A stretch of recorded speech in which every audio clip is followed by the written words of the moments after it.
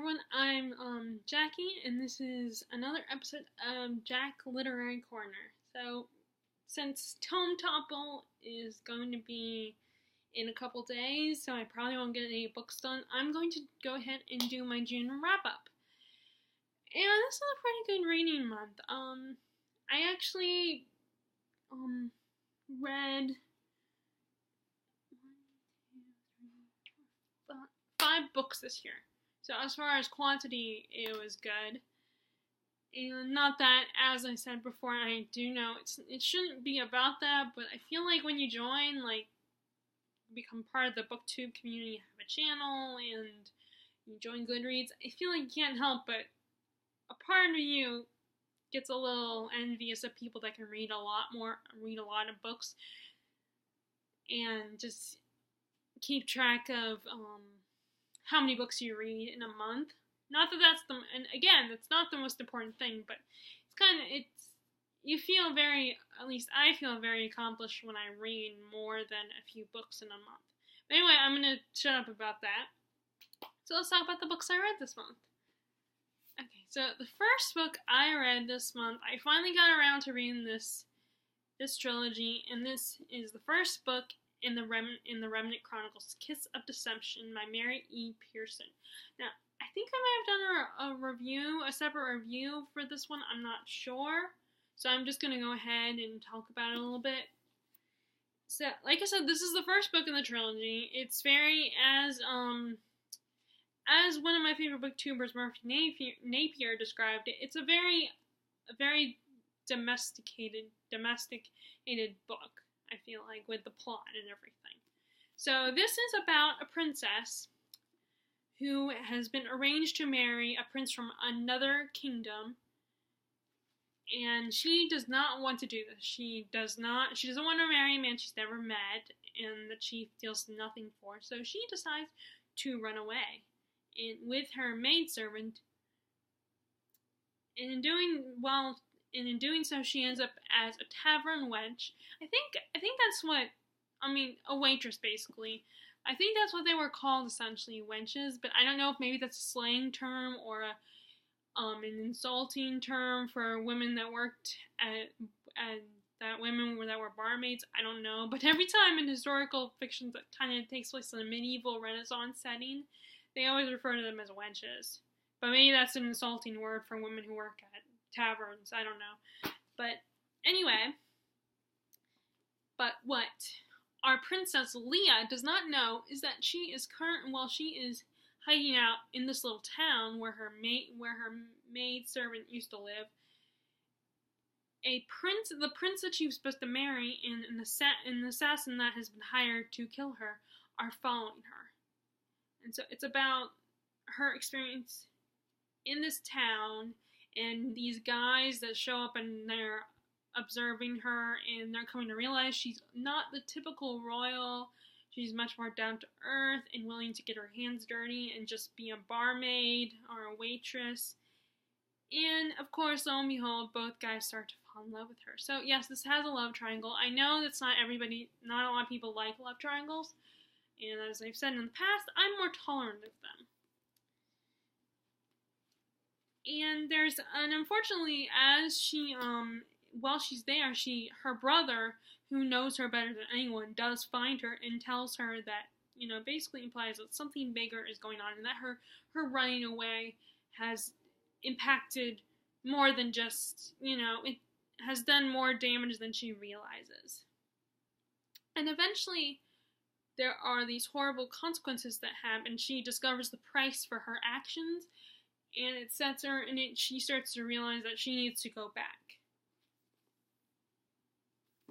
I thought this was a really fun read. Like Murphy Napier, I like this one. I know a lot of people did not like this first book and thought it was and I'm guessing they probably thought it was a little more boring. But I really enjoyed it. I thought it was really fun and cute, and I liked the little romance, and like I said, I'm cool with love triangles mostly. And it was just a fun little read, a fun little adventure. And this actually reminds me of a story idea I once had, where this princess when these two people around her age are arrested. These peasants are arrested because they steal bread and eggs and stuff, and she feels like that's wrong, and that they were arrested just for thievery. And she ends up rescuing them and going with them on this quest where they like kidnap her or something. I don't remember what I came up with because I never wrote it down. But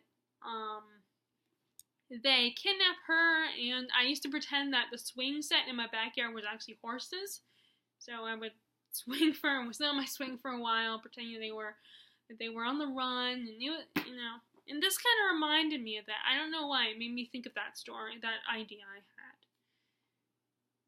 But so far, I'm really liking this. I did start the second book, but again, I was kind of also trying to finish another book at the time, and I've had that book for a long time, so it was kind of took a little bit of priority over the other book. Over the second book, but I'm going to read that one soon. But like I said, it's Tome Topple, so that might not come for a while, or I might read a couple more chapters. But anyway, I really enjoyed this. I liked the characters. They were all very interesting and fascinating, and I liked both the assassin and the prince. I thought, although I preferred one over the other, and I thought it was kind of cool how you don't know who the prince and who the assassin is. And I was totally wrong with who I thought the prince and the assassin were. I was totally off. I did not expect when I found out who was the prince and who was the assassin. And I like how it was multi-perspective.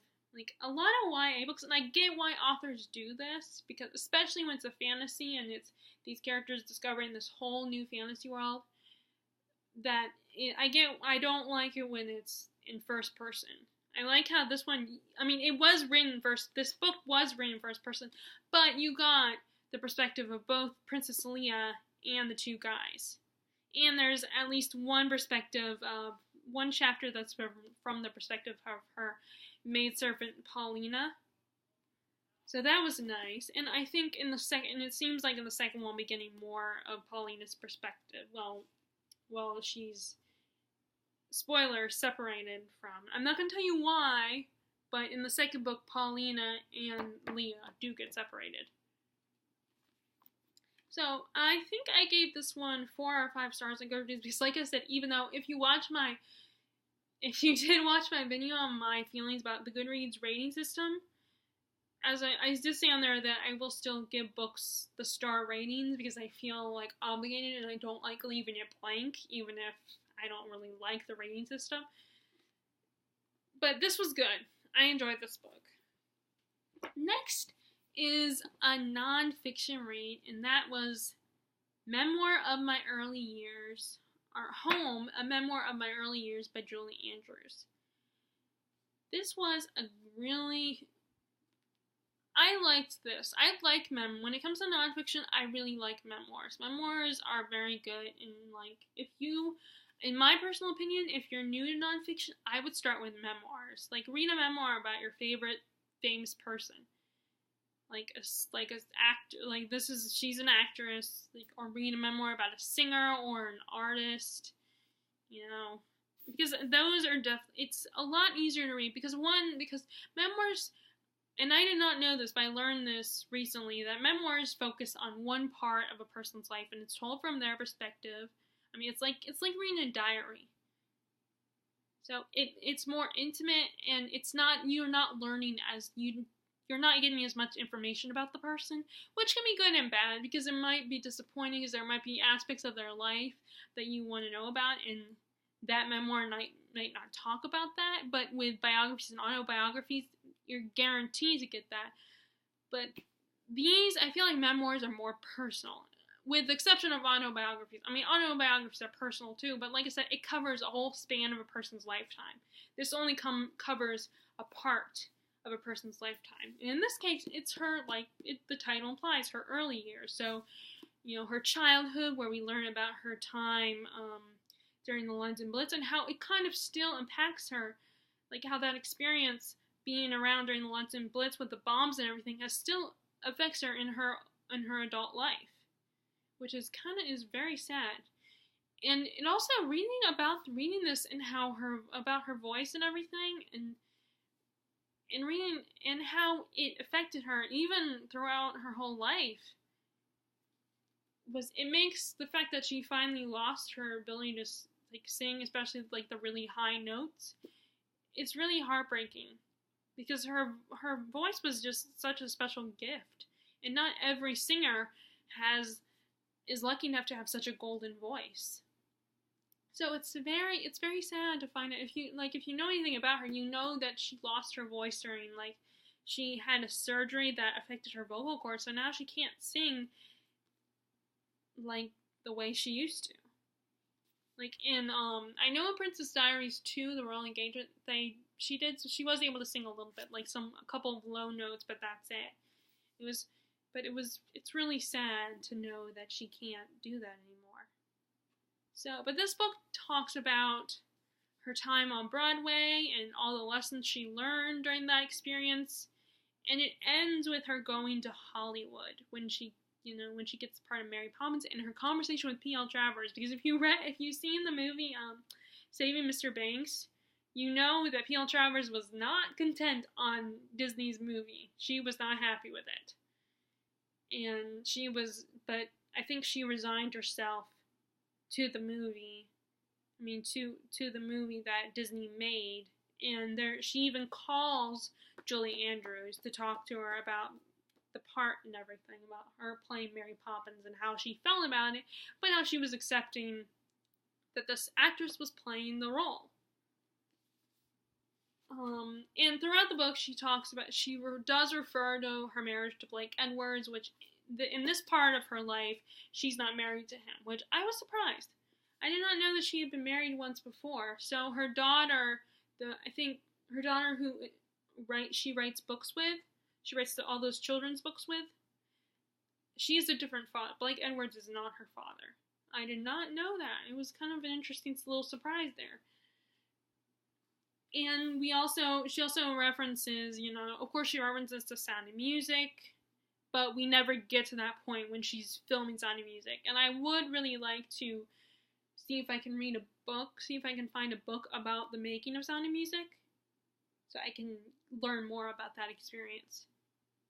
I do know a little bit because, I had the Blu-ray, and then I had the regular DVD, and in that one, there's a lot of, I've watched the interviews with her and Christopher Plummer, and there's an interview with all the children, and then I watched the Oprah interview with the whole family, and I watched the interview when they were on the I think the Today Show. So I know a little bit about it, like they share stories, of course, about their experience on the movie and everything. So I know some things about it. So, but I would still kind of like to see if there's a book about it, so that maybe there's stuff that I don't know that will be in a book about it. But like I said, I don't know. So, but yeah, this was a very good book. I really liked it. Like I said, I prefer memoirs so far, anyway.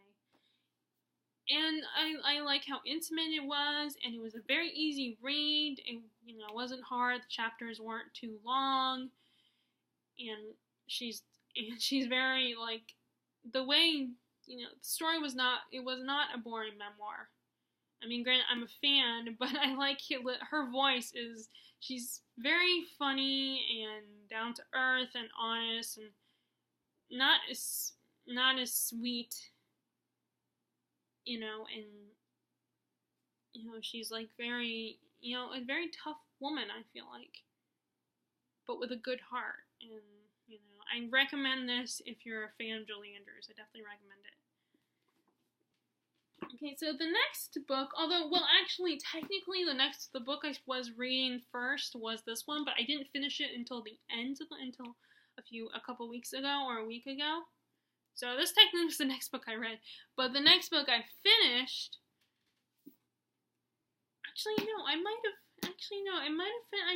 finished this one first. No, I think I finished this one first. is hunted by Megan Spooner. This is another reimagining of the Beauty and the Beast story. Our main character is Eva. It's kind of a Russian-inspired setting, set in a little village, and Eva is raised by her father. She has two sisters, like in the original fairy tale. And also like in the original fairy tale, her father ends up losing his fortune, and they're forced to live in a cabin in her father's old cabin in the woods. He used to be a hunter, and he also taught Eva how to hunt.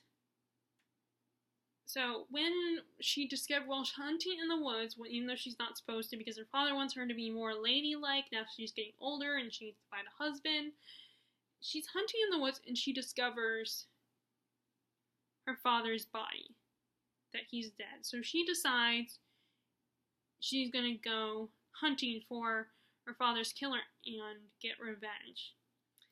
And she leaves the guy who wants to marry her, I can't remember his name, the guy who wants to marry her, she leaves him to look after her family while she goes hunting for the beast that killed her father.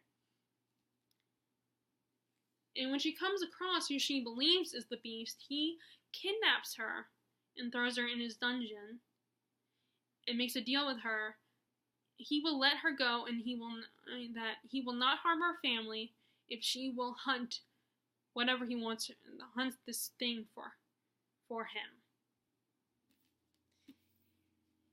So he trains her to hunt, and meanwhile, the only reason she is agreeing to this is so that so he won't harm her family because he's threatened her family's life, and so that she can find a way to kill this beast, to get revenge for her father's death, for him murdering her father. But eventually, over time, she becomes part of his world and discovers magic. But not only does she discover magic, she realizes that this beast is actually cursed, and that he might be more human than she realizes.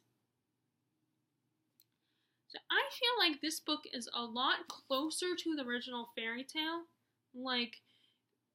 It's like in the original fairy tale, there's one moment where the two of them interact. One main moment. Like, in the original fairy tale, that moment is when he has dinner with her every night and he proposes marriage. Now, he doesn't do that, obviously, in this book. But I feel like that scene is like the dinner scene they have in the original fairy tale. I mean, it's obviously very different, but the basic idea of this one moment where the two of them are spending time together. And that's when they start to eventually fall in love. Because I don't think it's a spoiler that this is Beauty and the Beast. It's a retelling, so you know that basically she's going to fall in love with the Beast. Even though she believes he's a killer, the one who murdered her father. And I use the...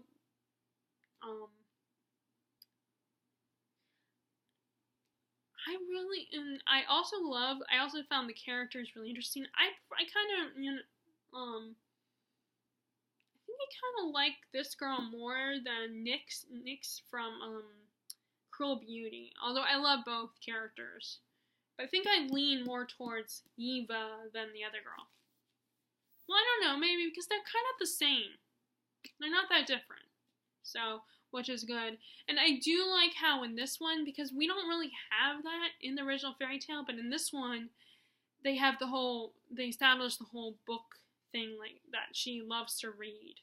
And there's a scene where she goes to the Beast's library, and then but the library, the books have been unused and they're basically crumbling and falling apart, which makes her sad. And I totally get that. I totally understand. I would be very sad too if I found the library and it turns out the books, I couldn't read them, and that if I touched them, took them off the shelf, they would fall apart. So I like, and they, let's see, what else? I like the Beast. I like the whole curse idea, the dual personality kind of thing. I always thought that was interesting. And it reminds me of, in Once Upon a Time, the Rumpelstiltskin and Battle storyline, where in that one, Rumpelstiltskin is not only Rumpelstiltskin from his fairy tale, but he also turns out to be the Beast. If you've never seen the show, which if you haven't, I'd be surprised if you hadn't, but it's like a show where it mixes all these fairy tale characters, and then the evil queen from Snow White, to get revenge on Snow White, she curses all of them into our world with no memories of who they are, but like any curse, there's a way to break it. And Snow White, Prince Charming's daughter, on her 20th birthday, she will be able to break the, she has to be able to, she ends up being the chosen one to break the curse. And they have not just the Grimms, but they have like Hans Christian Andersen, they have Beauty and the Beast. I don't remember who the author of that one is. And they also do a little bit of mythology, like King Midas and the whole golden hand and everything. And I think in season 2 or 3, I think in 3 they had the whole King Arthur. They introduced King Arthur, or maybe in season 4 when I stopped watching it. I don't remember. But in that one, like I said, Rumpelstiltskin is also not only the baby, the guy who makes straw into gold and will, takes the girl, the miller's daughter's baby if she can't guess his name. He is also the Beast. And he's the Beast because he was cursed.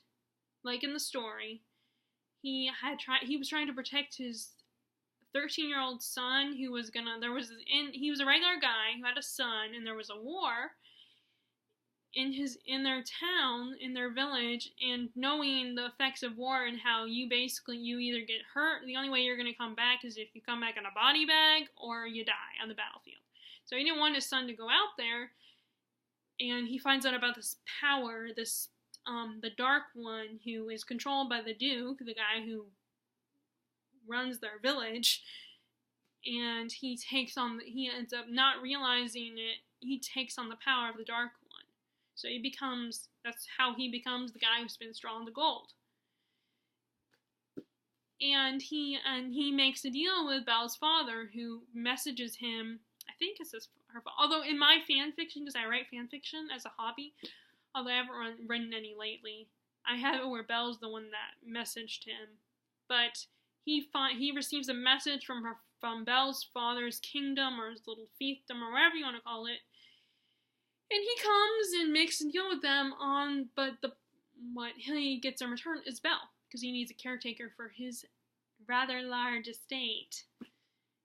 And that's when the whole Beauty and the Beast storyline plays into it. So, like in that one,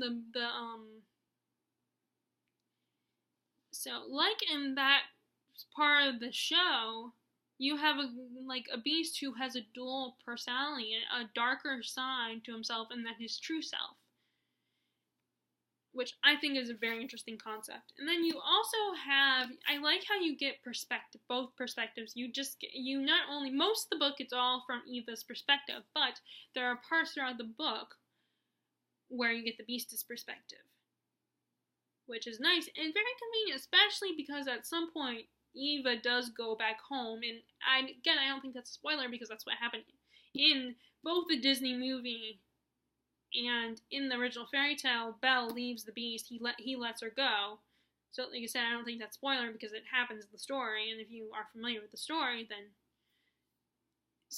I feel like it's important for that time, because then you get to see what happens to the Beast and how it affects her leaving. So I think this was, like I said, I don't know which one I like, but I think I like this one better than Cruel Beauty, but I don't know. I definitely like this one in Cruel Beauty over ACOTAR, which the first book, the Court of Thorns is not the whole series, but in that one, that's supposed to be inspired by Beauty and the Beast retelling, but if you read the book, I'm sure you understand where I'm kind of, as a fan of Beauty and the Beast, why I would be all like, why does he have to be the Beast?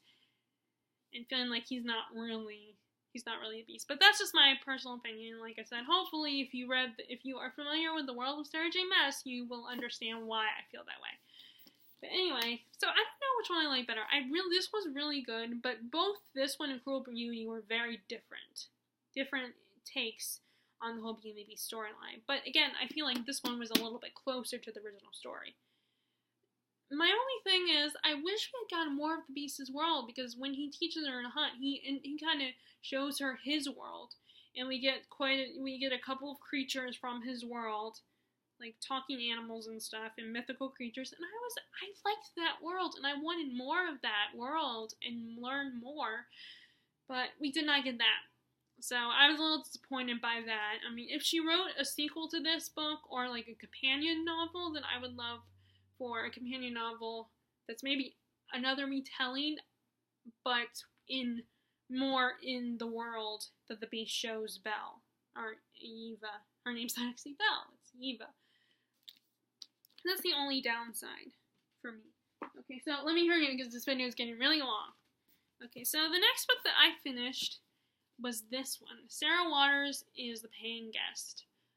I enjoy this book. I just fell in love with Sarah Waters' writing style and the characters that she created. Although some characters were getting on my nerves. But anyway, this is a story about this young woman, Frances. It's set in 1922, and it's right after, it's post World War I, and our story is about this young woman, Frances, who's still unmarried. She's in her late 20s, living with her mother. Her brothers have died in the war, and her father has also died over, a couple years ago, of not in the war, but like of a regular illness. And Frances and her mother find out that due to bad financial investments, that her father has wasted their money, and they need to find ways to make more money to pay their bills. So they decide to have boarders live in their house with them. In other words, paying guests to come stay with them. So in comes the Barbers, Lillian and Leonard Barber, who are a young couple, a little bit younger than Frances, and it's basically them trying to adjust to this new situation, these people living with them. And of course, privacy kind of goes out the window, because these people, they can hear each other walking around. This is the 1920s, so they didn't have as much privacy. So it was even harder to come by privacy when other people were living with you. But then she starts to kind of connect with Lillian, Leonard's wife, and they over things like they both are interested in the book Anna Karenina, and they start to spend time together. And then Frances starts to develop an attraction to Lillian, because Frances is gay, but of course the problem is that this is the 1920s, so it was even less accepted than it is today. Today, at least, it's accepted. I mean, yes, there are still people that are against the idea of being gay, but it's more part of the norm now, while back in the 1920s, it was not. And it was considered very unnatural by everybody. But lo and behold, Frances and Lillian also starts to fall for Frances, and the two of them start up an affair. So not only are they, the whole marriage, not only the fact that they are two women having an affair with each other, but also, she's having an affair. She's a married woman, she's cheating on her husband. So it's a doubly a tragic situation. And it's such a, So, and of course, when situations like that happen, it's not going to go well. Things are going to eventually fall apart, which they do in the story. Things just totally fall apart in the worst way possible.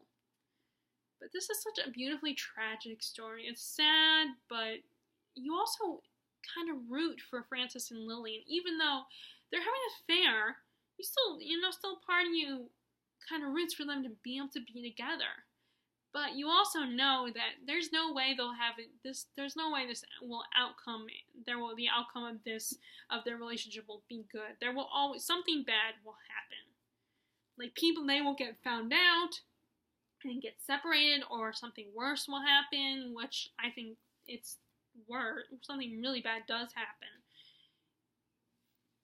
And so even if they end up together in the end, it will still be a relationship that will be tainted forever.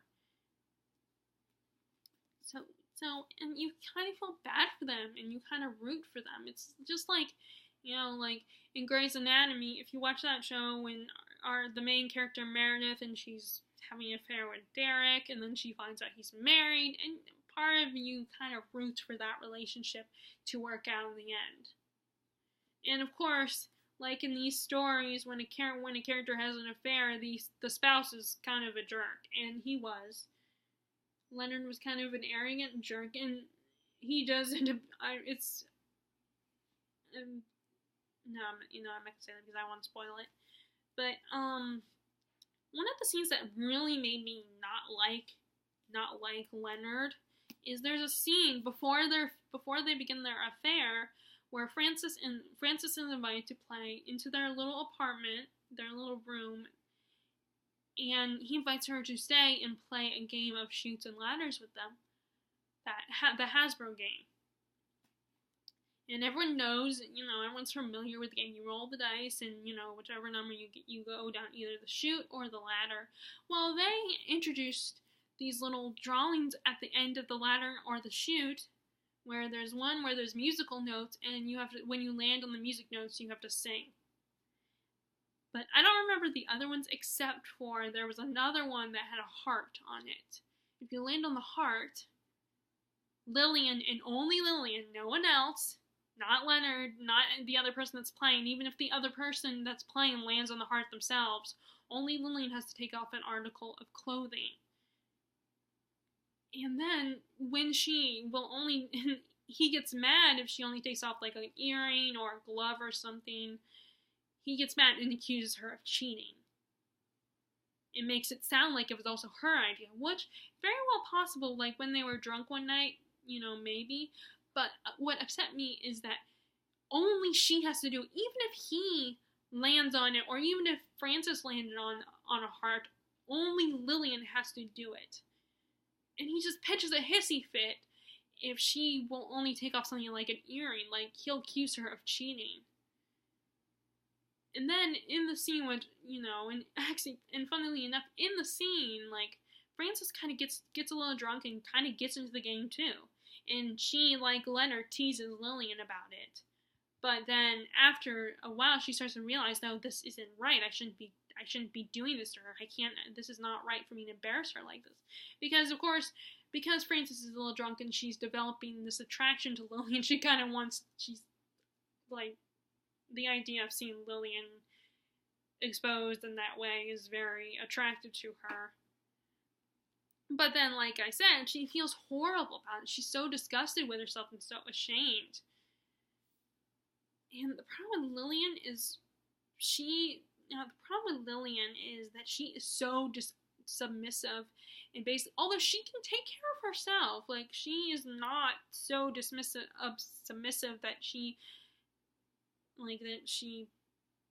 will totally not be able to stand up to Leonard. I mean, he does, but he does, like, control her more, and she doesn't like conflict, and wants everybody to like her, because, she feels under the shadow of her family and under the shadow of Leonard, so she tries so hard to get people to like her.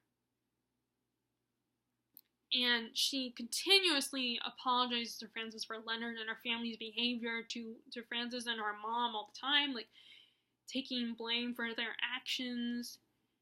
And she just always feels guilty about it, and that's throughout the whole book. Like, she's such a very submissive character. I mean, she's not completely submissive, like I said, but she's mostly very submissive, while Frances is I think Frances is a lot braver than her and more honorable. Like, when the bad thing happens, she wants to do the right thing, even though there can be dire consequences for them. And she's someone who stands up for other people and cares for the people that she's constantly trying to stand up for the people that she loves, but she also wants to protect her mother and make her happy and doesn't want her mother disappointed in her. And she's the one who wants Lillian to leave Leonard, or at least tell him the truth.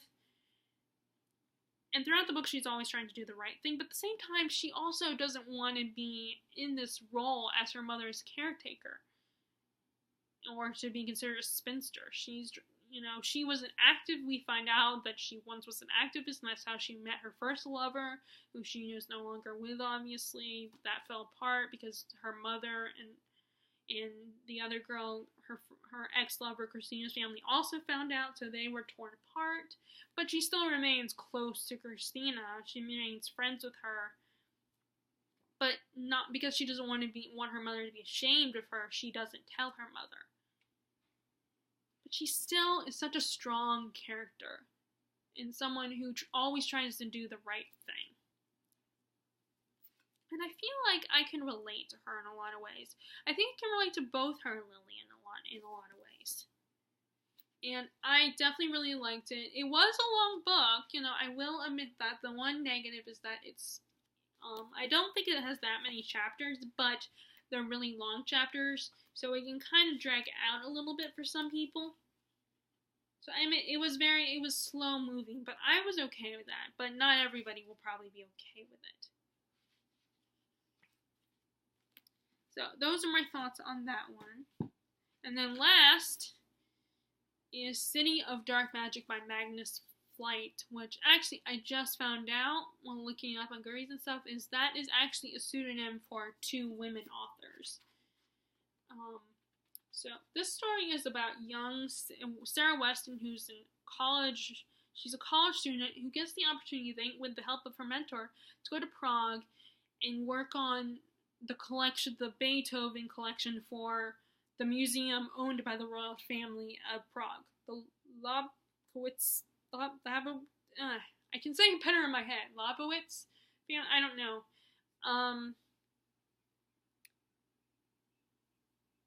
But unfortunately, her mentor, she finds out that he has supposedly committed suicide, but she does not believe it. So she decides to take up, not only is this a great offer, but she also wants to find out what really happened to her mentor.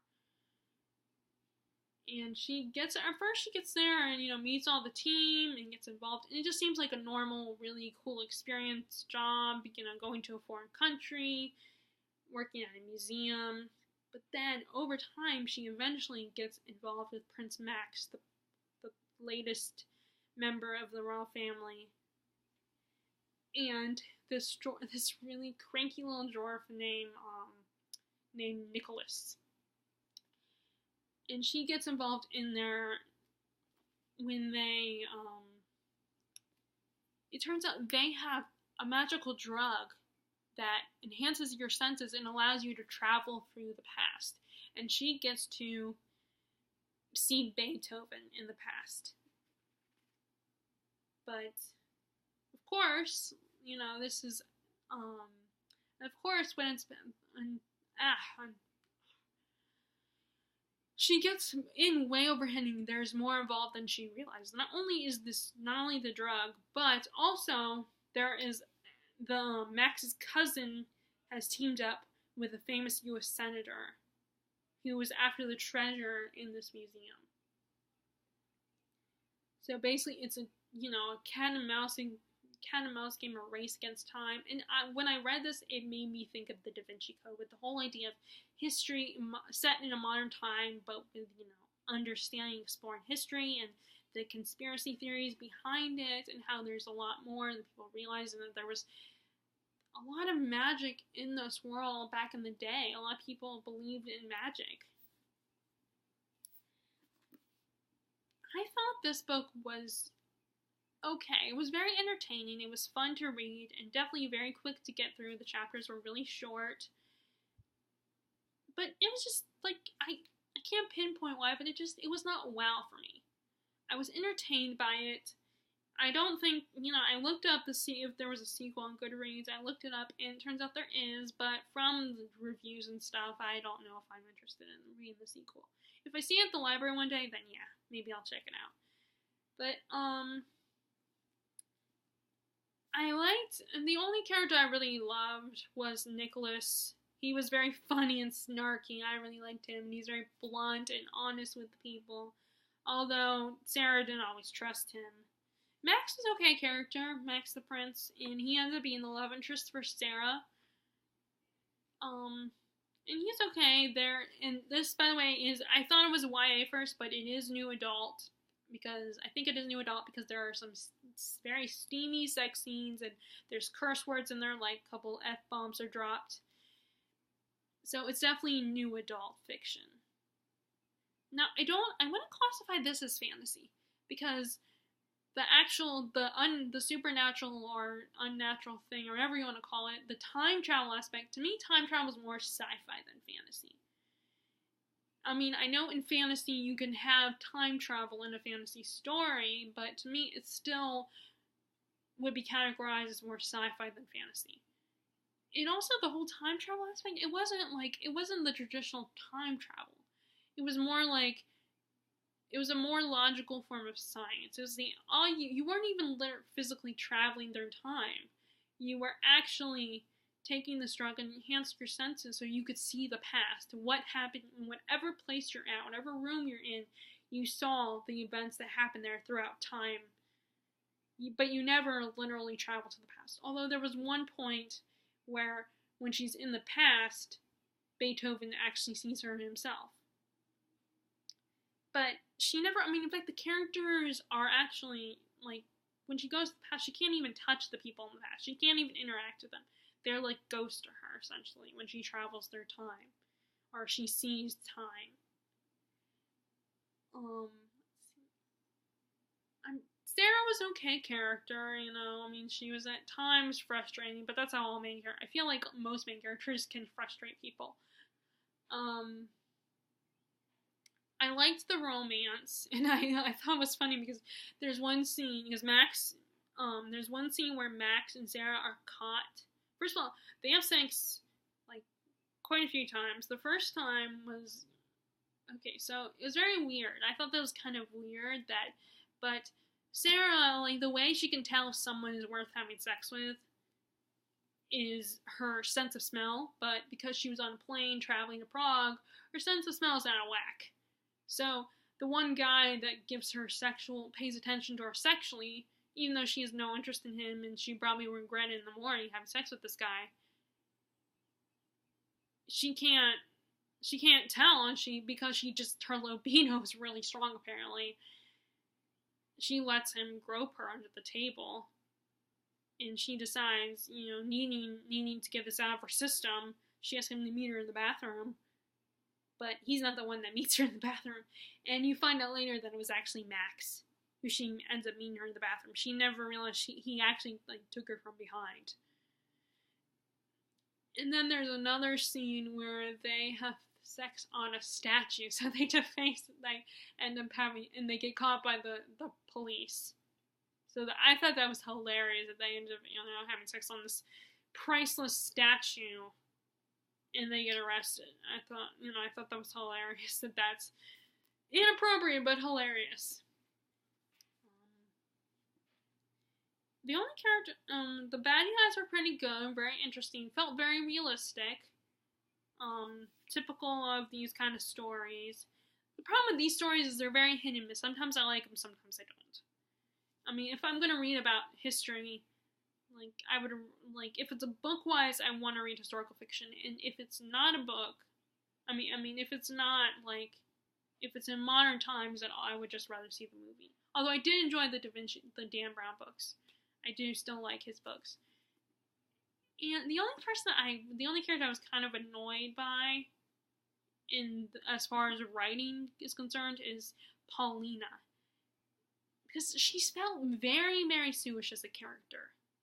I mean, she was blind, she was a child prodigy, she could play, like, essentially like Beethoven himself. And she was only 11 years old, but really, really smart.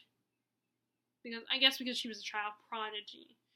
And she actually looks up the information that Sarah needs to protect her. She tells her this information about, like, the U.S. Senator and everything, that she's the bad guy, and about Max's cousin.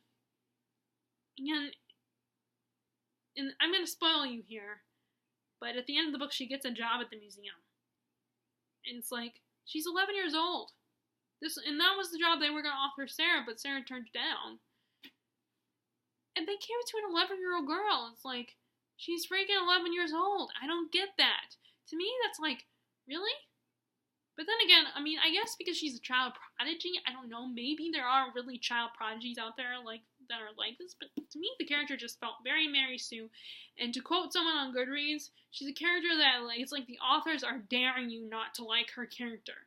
But she is a sweet and nice character and very caring and compassionate and everything. But she's almost too perfect to me. Too perfect to be set up as a likable and amazing character. And it's like, it's like, I don't get it. But anyway, so, this, like I said, was an okay book, very fast-paced read. There's a sequel called City of Lost Dreams if you're interested.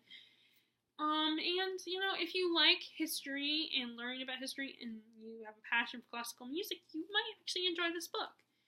So, those are my thoughts on the books I read this month. What books have you read this month? Are you participating in Tome Topple? What are you thinking about reading for Tome Topple? If you are, of course you might have responded to my Tome Topple video. I don't know if you have or not. But, what are you guys currently reading? Please feel free to share that. If you like this video, please be sure to give a thumbs up and click subscribe if you haven't already. Much love to all my subscribed people, and I hope you are enjoying your reading. Bye!